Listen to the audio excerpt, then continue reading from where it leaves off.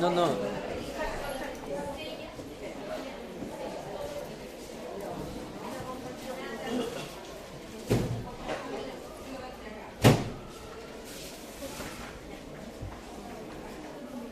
A ver, doctor, ¿alguno de ustedes en algún momento ha visto escaras, úlceras por presión? ¿Sí? Hospitalizado. Oh. ¿Y qué te llama la atención de las lesiones por presión? ¿Qué son?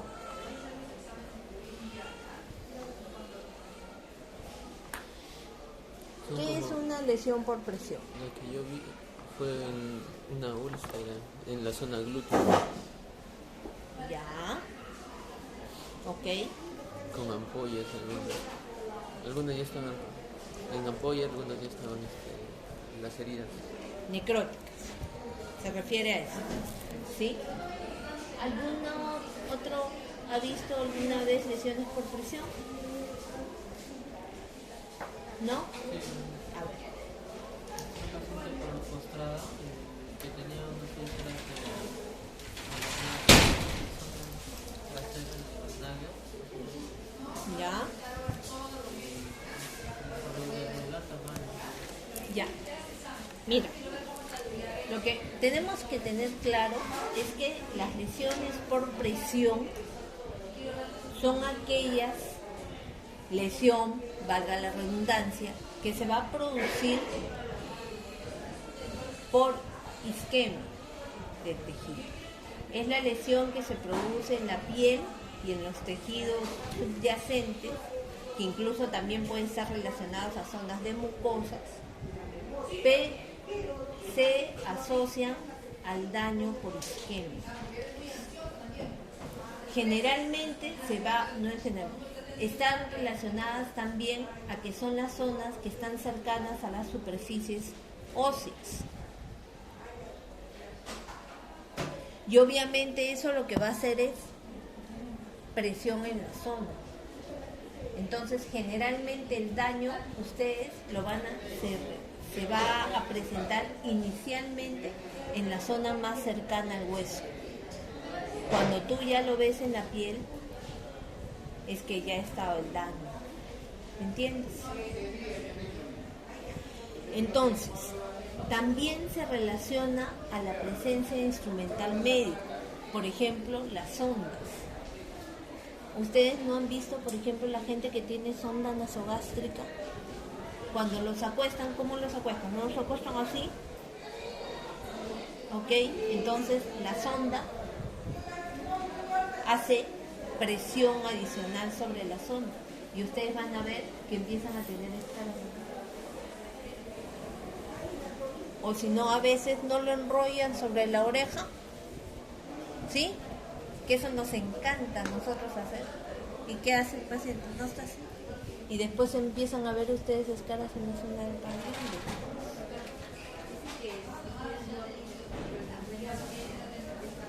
Me has dicho si puedo. Ha sido muy específica. Así que usaremos el si puedo o no puedo. Okay. Entonces, eso es algo que hay que recordar. ¿Ya? Por si acaso, actualmente se le llama injuria por presión. Ya no úlcera por presión, porque antes uno esperaba ver el huequito para que tú digas que es una lesión por presión o una úlcera, ahora se le considera que es la injuria por presión. Porque ya no es necesario que tú veas la úlcera, ¿no? El cráter, como dicen. ¿Sí? Recuerden que es suficiente que tengas una presión por encima de 20 milímetros de mercurio para que ya se oblitere la microcirculación. Obviamente eso va a depender de las características del enfermo. ¿En quiénes va a ser más frecuentes las lesiones por presión? ¿En pacientes jóvenes? ¿En pacientes mayores? En pacientes mayores. ¿En pacientes hospitalizados o de la comunidad? Hospitalizados, exactamente. Entonces, hicieron estudios en el Perú donde encontraron que más o menos la frecuencia era de aproximadamente 11% de los hospitalizados. Cuando ustedes ven una lesión por presión, ¿ya? Especialmente en los estadios 3 o 4, generalmente se va a asociar a mayor morbimortalidad. Entonces se convierte en un factor de mal pronóstico. Les doy un ejemplo. Si ustedes tienen un paciente con una neumonía, ¿ok?, de 80 años, que viene por una neumonía, pero tú tienes un paciente que no tiene úlceras por presión y otro que sí la tiene, ¿cuál creen ustedes que va a ir peor? ¿Ah? El que tiene la lesión por presión. ¿Por qué? Porque generalmente esos pacientes van a tener mayor tiempo hospitalario, ¿sí? Generalmente son los pacientes que más se van a complicar. Entonces, cuando tú ya ves un paciente con lesión por presión, ya se te tienen que parar los orejas. Tienes que ser más hábil con su tratamiento. Tienes que darle en enfoque global. Tienes que hacer tu valoración genética integral. Y otra de las cosas que quiero que nunca se olviden es que ahora se considera un marcador de calidad de atención. ¿Qué quiere decir? Que si ustedes tienen un paciente que ingresa bajo su cuidado y no tiene lesión por presión y mientras han estado con ustedes hace una lesión por presión o una escara, una úlcera, ¿culpa de quién es? Exacto. Recuerden, se considera un marcador de calidad de atención. Y se han hecho estudios donde han encontrado que casi entre el 90 y el 95% de los casos las úlceras por presión pudieron ser evitadas. Eso es un montón. Quiere decir que de cada 10, 9 pudieron ser evitadas. Entonces, ¿cuáles son los factores de riesgo? Tenemos factores propios del paciente y factores del entorno. ¿Cuáles serían los factores propios del paciente? ¿Qué te predispone a que tú puedas tener lesión por presión? Inmovilidad. La inmovilidad. Cualquier enfermedad que te lleve a la inmovilidad te va a aumentar el riesgo a que tú presentes una lesión por presión. Por ejemplo, un ACV, ¿sí?, una fractura de cadera, ¿sí?, un TBM, por ejemplo. ¿Qué es un TBM?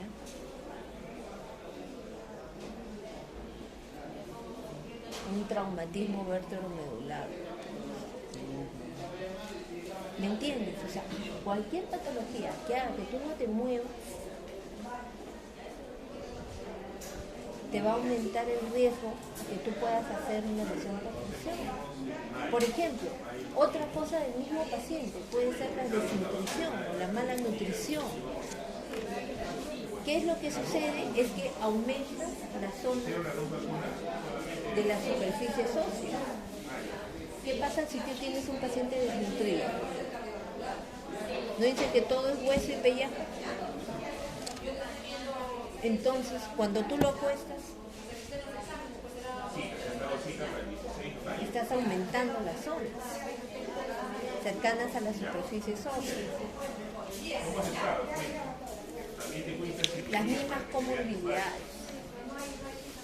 Sí, por ejemplo, la diabetes, que ya te causa daño de la microcirculación. Los mismos cambios de la piel del adulto mayor.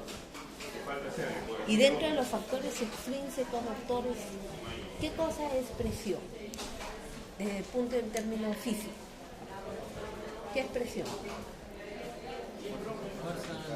Fuerza sobre aire.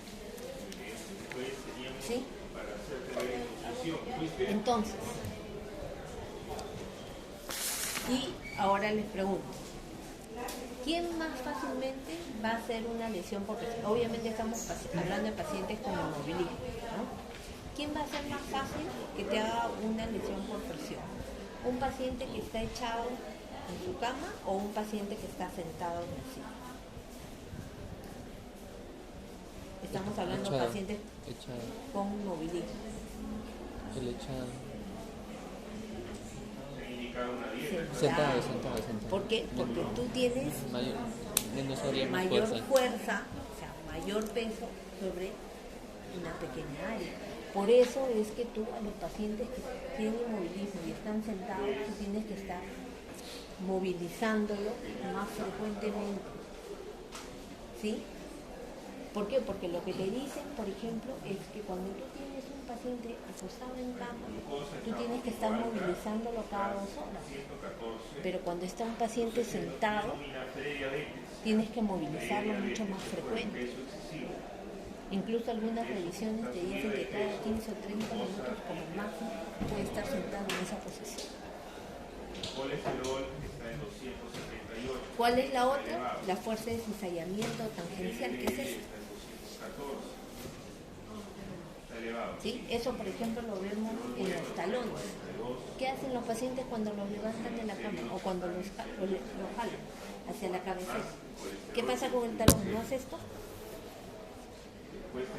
Entonces, ¿qué hace esto? Las fuerzas, la diferencia, eso es lo que te da. La fuerza de fricción o roce es que sobre un ángulo de menos de 30 grados haces. ¿Por qué? Porque haces el. No te preocupes. Va a ser la fuerza que te va a hacer la tangencial acá contra la fuerza de gravedad también. ¿Sí? Y obviamente la humedad. Por eso es que hay que insistir tanto que el paciente no se puede quedar orinado, no se puede quedar defecado, no puede estar sudoroso y que tú no le cambies el agua. Obviamente hay las zonas más frecuentes de las lesiones por presión. ¿Cuáles? ¿Qué pasó? Lo adelanto mucho. Ya. ¿Cuáles son las zonas más frecuentes de daño? La zona sacra y la zona de los talones y los trocantes. ¿Ok? ¿Cuáles son los servicios más frecuentes que nos encontramos? Obviamente, una unidad de cuidados intensivos, ¿no? Y los servicios de geriatría. Pero ¿cuáles son los estadios de las lesiones por presión? En general se consideran que hay 5 estadios.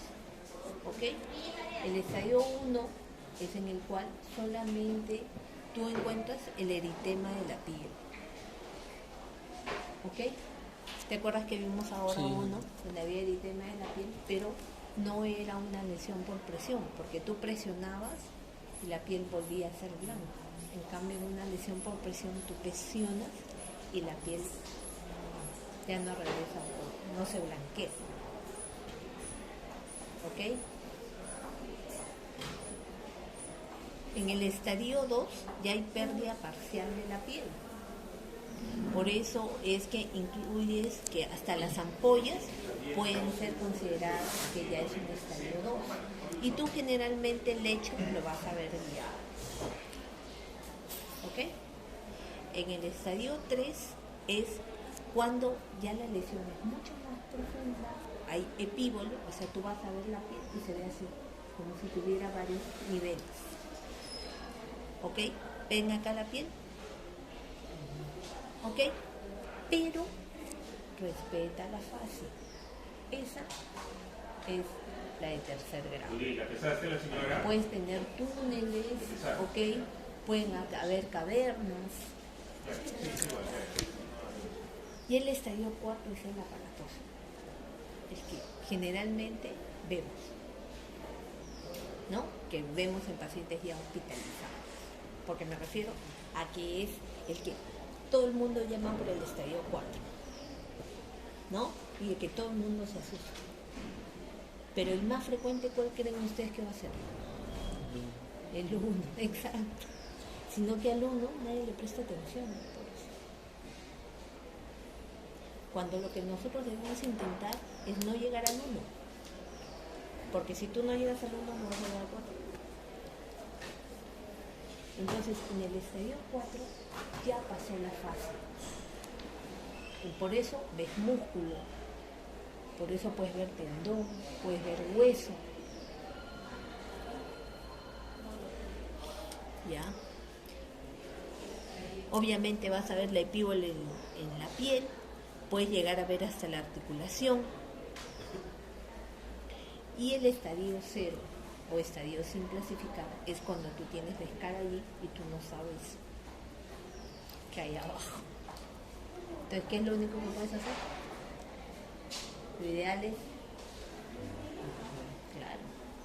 Obviamente, si tú lo tienes aquí en la puntita del dedo y ves que no hay nada más, no tendría sentido, ¿no? Por si acaso, que tú tengas aquí en la punta del dedo una úlcera por presión es imposible casi. ¿Qué es lo que te interesa cuando tú evalúas una lesión por presión? ¿Qué te interesaría saber? Su profundidad. Te interesaría saber qué grado es. ¿Qué más? ¿Dónde? ¿Dónde? Exacto. ¿Cuántas tienes? ¿Sí? ¿Te interesaría saber si hay secreciones? Por supuesto. ¿Y qué características tiene esa secreción? ¿Te interesaría saber, por ejemplo, si están infectadas? ¿Sí? Según la CDC les cuento que para que tú catalogues que una herida está infectada deberías tomar o un pedacito de o sea, una pequeña muestra de la base de la úlcera, o en todo caso hacerle una aspiración de la secreción, que debería ser más de 10 a la quinta gérmenes para que consideres que es una infección de la úlcera por presión. Obviamente el dolor. Por ejemplo, la presencia de dolor o que aumente el dolor en la zona te hace sospechar, por ejemplo, que está infectada. ¿Sí? La secreción, si por ejemplo es verdosa o ves alrededor de la piel cómo está. Y lo más importante que yo siempre les pido, doctores, es que tienen que ver cómo está el paciente hemodinámicamente.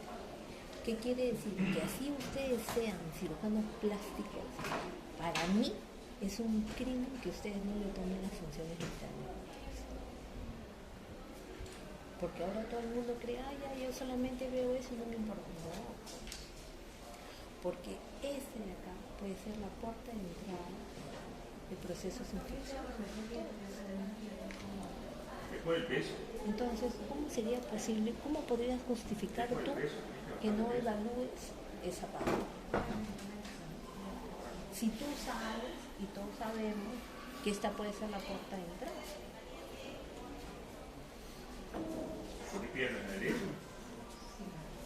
El tratamiento obviamente va a depender del grado de la lesión y si está infectada o no. Si está infectada, obviamente hay que darle antibióticos, ¿sí? Si es una infección local, puedes dar antibióticos tópicos. Si es una infección que ya es una infección generalizada, pues tienes que dar tratamiento de antibióticos endovenoso. ¿Sí? Lo más importante, doctor, el lado del foco, la limpieza. ¿Ya? Ahora hay un montón de apósitos que pones, hay apósitos hidrocoloides, hay alginatos, hay un montón de cosas que puedes poner para las lesiones por presión. Pero lo más importante, doctor, es la limpieza. Y obviamente la movilidad. ¿Qué complicaciones se puede dar? Infección. Dentro de ellos, la infección de la misma úlcera, la osteomielitis, la artritis séptica, te puede llevar incluso hasta la sepsis. Obviamente eso exuda. Vas a botar proteínas, te puedes anemizar, te puede dar depresión, ¿sí? Trastornos del medio interno, especialmente cuando ya hay compromiso del hueso. Dolor. ¿Qué es lo más importante, doctores? Es la prevención. ¿Y cómo nosotros vamos a prevenir eso? evaluando a nuestros pacientes desde el ingreso, donde nosotros tenemos que poner si el paciente con esa patología que tiene riesgo o no de hacer lesión por presión. Para eso hay muchas escalas, que es más fácil. Ustedes ponen, por ejemplo, escala de Brander, tal, ¿sí? O escala de Norton, por ejemplo, que es la más usada, donde tú ves, por ejemplo, el estado general, el estado mental, la actividad, la movilidad y la incontinencia. Si, por ejemplo, el paciente tiene incontinencia urinaria, ya le va causando, va teniendo menor puntaje, porque esto va del menos al más, donde el normal es menor. ¿Sí? Donde tú ves, por ejemplo, el estado general, si es muy malo, también tiene puntaje menor. Entonces, donde si el índice es menor de 2, tiene riesgo de exceso. Igual, Dios, ¿no? O pueden usar la escala de Brander. Eso depende de ustedes. Depende de lo que el servicio ha decidido que se va a usar. ¿Ok? Pero recuerden, ahora es un marcador de calidad de atención. Entonces ustedes no se pueden dar el lujo de que el paciente no esté evaluado.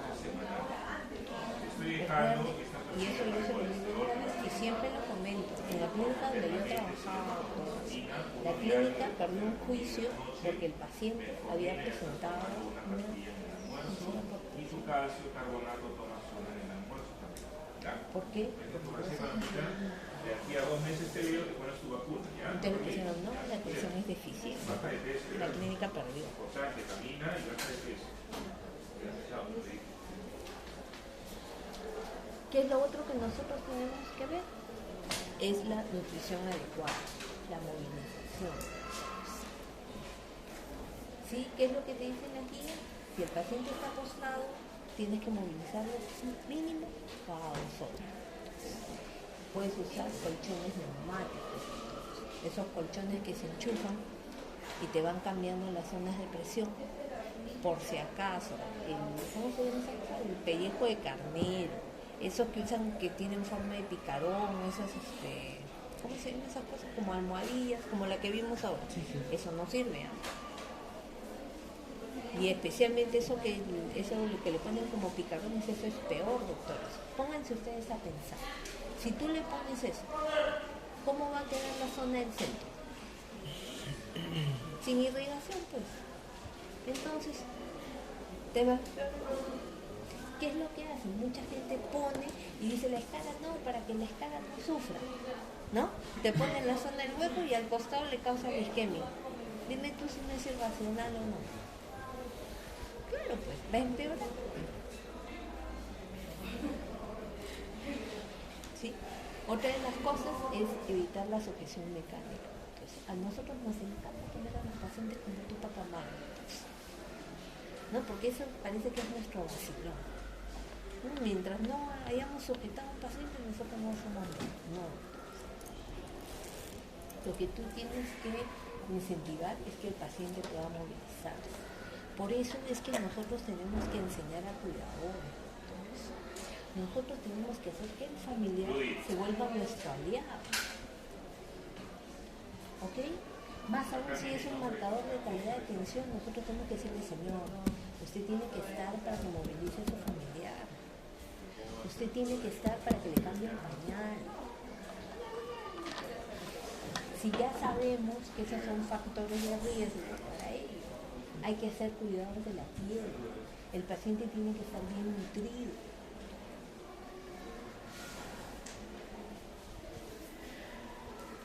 ¿Ok, doctores?